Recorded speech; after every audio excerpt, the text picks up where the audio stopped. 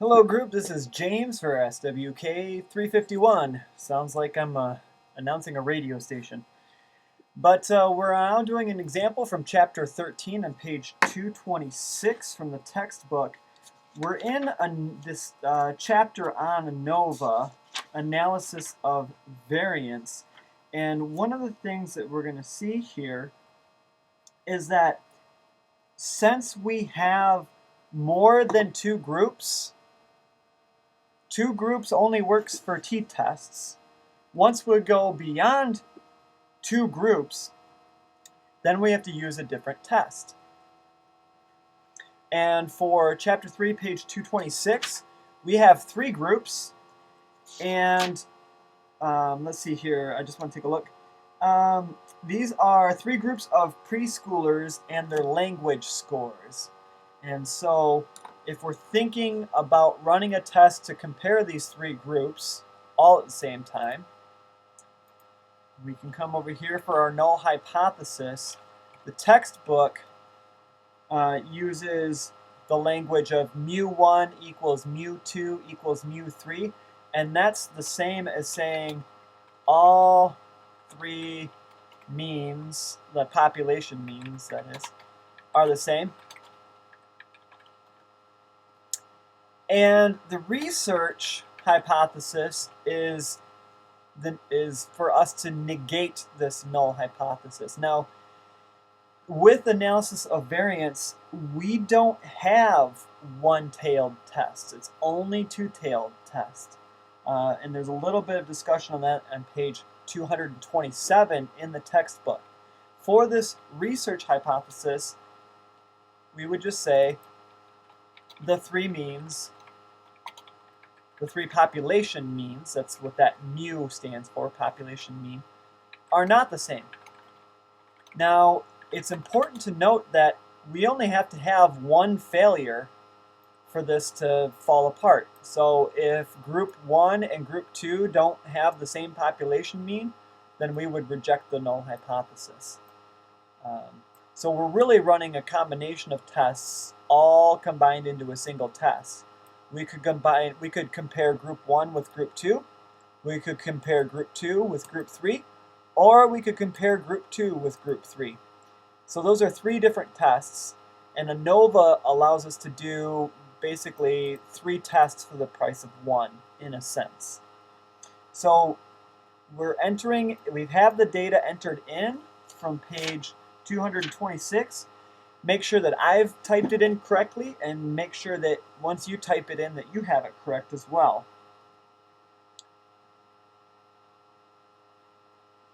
We have three groups, and we're going to run a single factor ANOVA test here. And the reason why it's a single factor is they're only taking one test. Now, if we had these three groups of preschoolers and they took a language test and a math test, well, at that point, we would have two factors.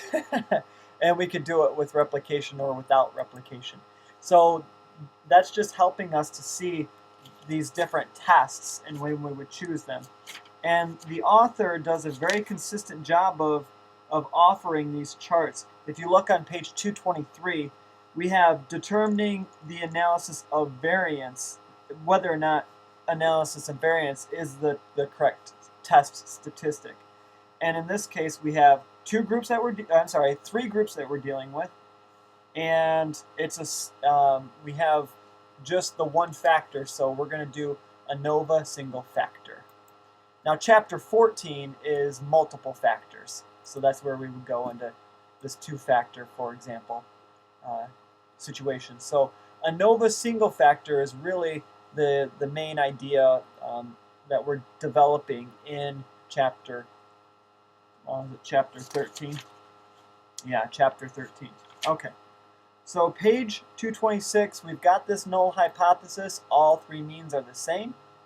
And this research hypothesis is that the three means are not the same. We're going to stay with our critical value for alpha of 0.05, that's 5%. Now for this input range, I'm going to select the three groups all together at once. A1 down to C11. And I do have labels in the first row. And then for my output range, I need to select a location for my output range, which we will put our results in the cell E5. Remember, we're comparing our null hypothesis that we have all three means are the same with the research hypothesis that the three means are not the same. So we're going to look at our p-value and compare that with our alpha of 0.05. We run the test. We get a bunch of additional information. The way that this ANOVA is computed is based off of these sums play a role. However, for the purposes of this of today's class, we're going to jump right down to this p-value, and we have a p-value of 0.0014, so on and so forth. So what I want you to do is take 15 seconds and decide what you're going to do in response to the null and research hypothesis. Do you reject the null hypothesis, or do you fail to reject the null hypothesis?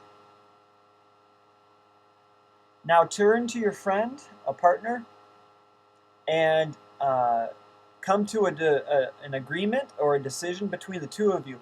Are we going to